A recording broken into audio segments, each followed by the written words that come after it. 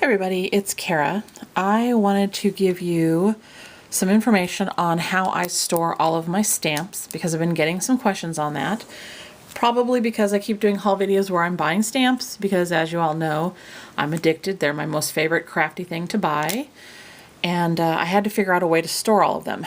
Now, when I started out in crafting, I started getting close to my heart stamps. And if you guys have those, you know they come in a nice little plastic envelope sleeve type thing, and they're already, you know, in a great little storage system.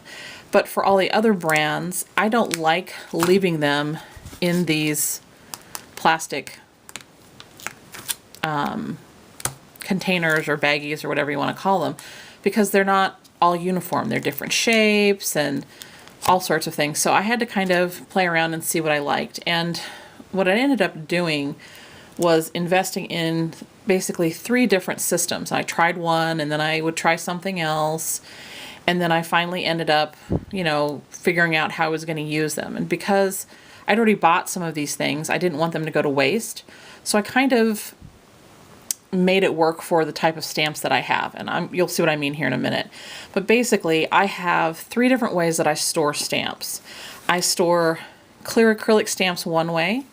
I store cling stamps that are what I would call character stamps, stamps that you would color with Copics or colored pencils or whatever.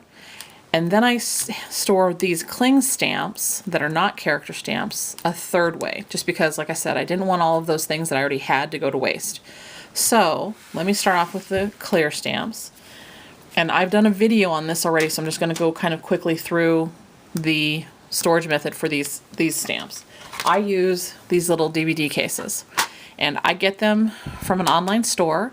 They cost, with shipping, around $1.23, and that's shipping to Alaska.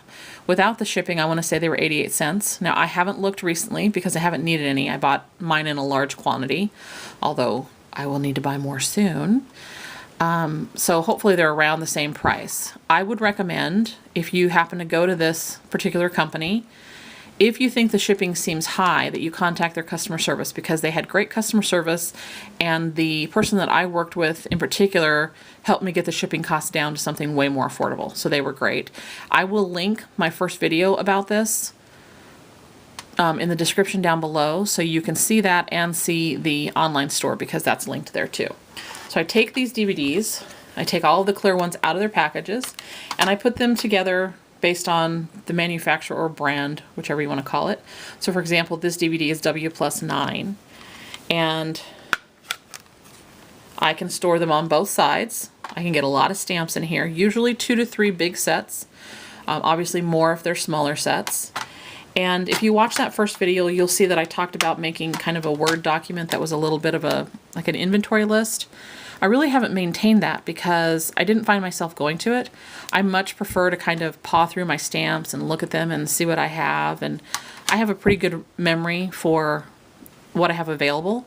So because I didn't really use it, I just kind of ended up not keeping up on it, and I got rid of it. So that's how I store those clear stamps.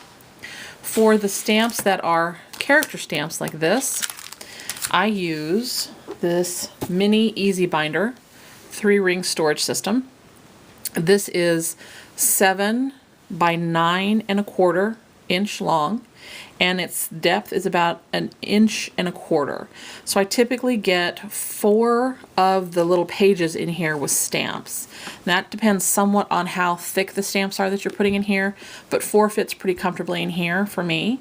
And I like this particular size because of what I have available for storage in my craft room, but it does come in a larger size. And right now I can't remember, it's either 8.5 by 11 or 12 by 12. So if you like that larger size, you could get one of those and get more in there. And what I do with that is I take them and I decorate them with pattern paper that matches the decor in my room.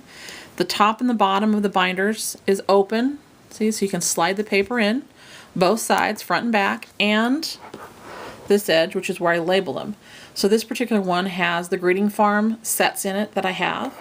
For me, a set is like this one, where there's more than just the little character image. You have other stuff that goes with it. So let me show you inside. I put them in there together, and underneath each set is the name of the set, Ahoy. I have found that more people are interested in knowing the names of the little stamps that you color, and so I want those to be a little bit more easily found. I could, if I don't know the names of my clear stamps, I can look those up pretty easily. It's not hard to do. So these little things, these easy binders, the minis, go from anywhere from about $7.50 to $11, $11, depending on where you buy it. This particular one I got at Cat Scrappiness, but that store is closing down. I've also gotten these at Scrapbooking Warehouse, and they're a good site for these things. Keep in mind to watch the shipping, because again, you know, these are a little bit bigger items, and depending on how many you buy, your shipping may be a little high. Some places are better than others, so keep that in mind. And then lastly, for the cling stamps that are not those little characters, as I like to call them, just regular cling stamps, I use something from Stampendous. And this is what it looks like. It's nice and big. Let me show you. I'm going to pick up the camera, so excuse the wobbling, but it's good size. It's actually, let me measure it for you. Basically, you're going to have, it's a little over 9 inches in width by a little, about close to 12 and a half if you count the edge. But basically, I think the storage space inside here is going to be about 8.5 by 11. And it's the same, you know, kind of plastic you would find on something you buy at the store. Opens at the top like this, okay? And I can store a ton of stamps in here. And it closes up on all the sides, hinged on the bottom, or what I call the bottom. And this is what it looks like when it has stamps in it. Let me show you again. I'm going to move this. It's all full. I label with the brand up here. Because it's out on my craft shelf, I put a little bit of ribbon at the top, and usually this corresponds to the brand, so all the Unity ones would have pink at the top, that kind of thing. And you can see that.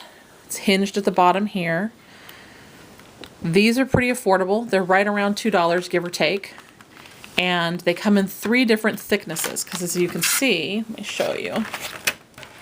This is pretty thin. I can really only get 1 row of cling stamps in here, but that's how I prefer it. I want them to be pretty nicely sealed in there. So this, I believe, is the thinnest one, and I think it's, I don't remember the official name of these, but this is the thin version. Then there's a thick and a thicker.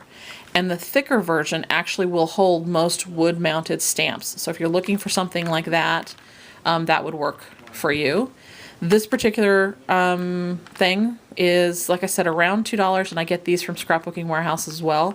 And if you use this thinner version, 8 of them will fit in a magazine holder. If you have any of those, either cardboard or metal or whatever, you can fit 8 of these little things in that, so they'll fit in there really nicely and be standing upright and easily accessible to you.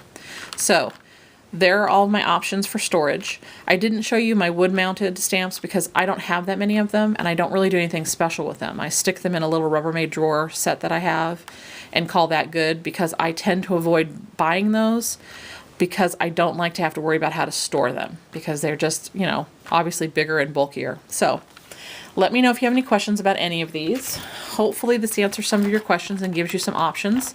Like I said, I took the 3 different ways I had kind of started out with and tweaked it so that I could use the containers I already had. But you could easily use just one of these if you happen to like one better than the other. So again, any questions down below. Thanks so much for watching, and I hope you have a great day wherever you're at. Bye.